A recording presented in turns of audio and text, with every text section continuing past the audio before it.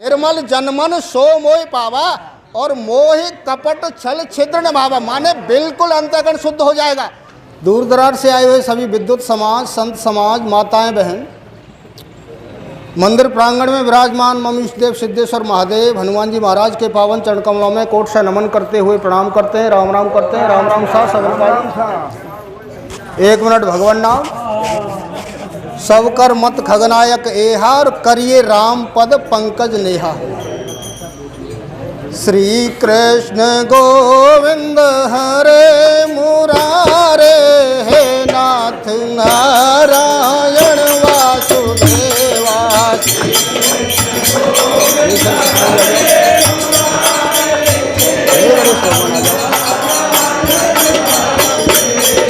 श्री कृष्ण गोविंद हरे मुरारे, हे नाथ नारायण वासुदेवा।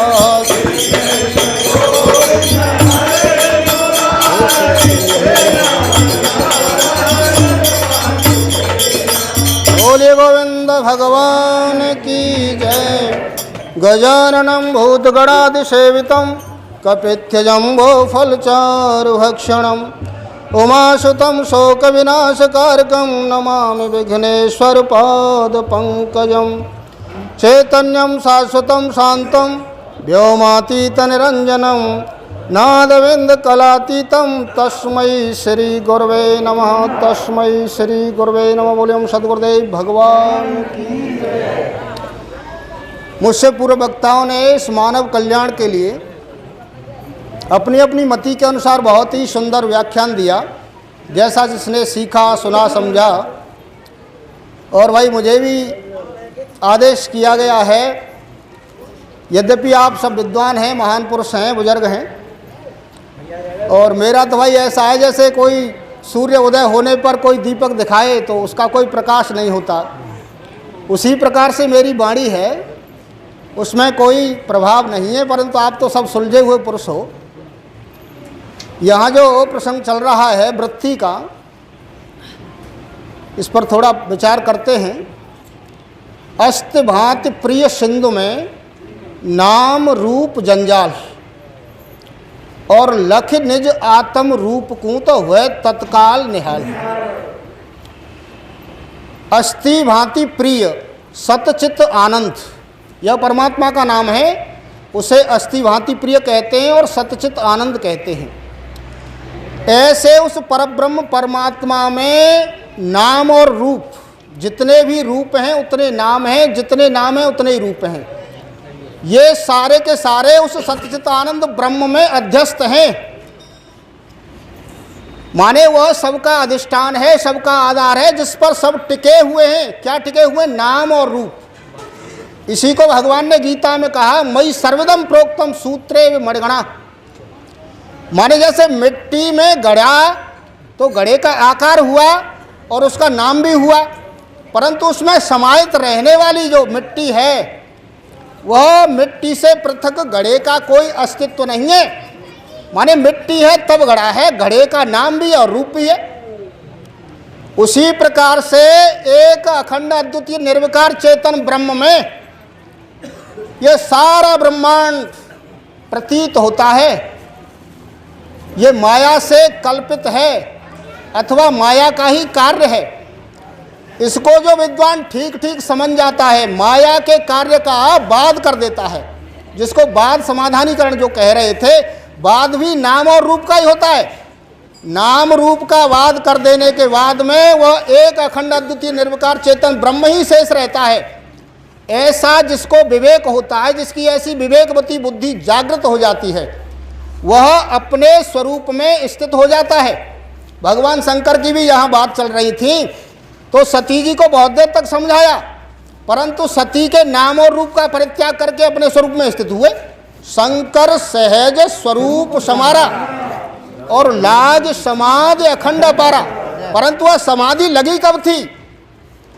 सहज स्वरूप समारा, उसको याद किया कि मैं कौन हूं, और इस सती के चक्कर में कहां पड़ गया। ये जो वृत्ति अखंडा वाली बात चल रही है, यह भी वही है कि हम अपने स्वरूप को ही तो भूल गए। जो अभी पूर्व वक्ता कह रहे थे कि उस सच्चिद आनंद ब्रह्म से भिन्न किसी की सत्ता नहीं है, कोई अलग है ही नहीं। माने रहते तो सब हम उसी में हैं, सब उसी में रहते हैं, परंतु वह अज्ञान से आवृत है, अज्ञान से ढका हुआ है। अथवा ये समझो कि अपने ही अज्ञान से हम भ्रमित हो गए, भ्रांति को प्राप्त हो गए, और शरीर को, इस 3.5 हाथ के थूमा को और सत्य मान लिया है। माने देह आत्म बुद्धि हो गई हमारी। अब इस देह आत्म बुद्धि को त्याग करके जो सच्चित आनंद ब्रह्म है उसमें आत्म बुद्धि कराने के लिए यहाँ कह रहे हैं कि सोहम अस्मि। सो माने वह चेतन देव, अस्मि माने है, सोहम अस्मि इत वृत्ति खंडा। ऐसी जब तेरी वृत्ति बनेगी, ऐसी जो वृत्ति, अब वृत्ति का कार्य क्या है? वृत्ति ही 2 प्रकार की बता के गए, प्रमा और अप्रमा। वृत्ति कहते हैं बरतने को अथवा विषय के प्रकाशक को। जो विषय की प्रकाशक है, जिस माने हम सब यहाँ बैठे हैं अज्ञान से आवृत हैं, ढके हुए हैं। जब तक हमारी वृत्ति का किसी वस्तु से, व्यक्ति से, पदार्थ से उस वृत्ति का संबंध नहीं होगा, तब तक उस व्यक्ति, वस्तु, पदार्थ का ज्ञान नहीं होगा। हमारे आंखों के सामने होकर वस्तु निकल जाए, व्यक्ति निकल जाए, जब तक उससे संबंध वृत्ति का नहीं जुड़ेगा तब तक उसको हमें ज्ञान नहीं होगा। इसी प्रकार वृत्ति जो है सारे व्यवहार को करती है। अब वृत्ति जो है ये बाह्य पदार्थों को जब कर रही है, देहाकार, विषयाकार, कामाकार, ये बाहरी है। अब यही वृत्ति जब अंतर्मुख होती है, भयऊ प्रकाश कतऊ तम नाही और ज्ञान उदय जिम संशय जाई। पहले तो ऐसा विवेक जागृत हो कि मैं वही हूँ, माने गुरु की शरण में रहेगा, साधन चतुष्ट करेगा, ऐसे थोड़ी बन जाएगी। ये बड़े लंबे समय तक चलेगा, जब शुद्ध अंतःकरण होगा तब ऐसी बनेगी, ऐसे नहीं होगा काम। निर्मल जनमन सो मोह पावा और मोह कपट छल छिद्र न भावा। माने बिल्कुल अंतःकरण शुद्ध हो जाएगा।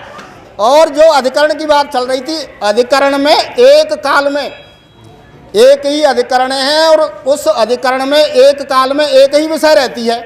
जब हमारी वृत्ति संसाराकार होती है, प्रपंचाकार होती है, तो अपने स्वरूप की विस्मृति हो जाती है।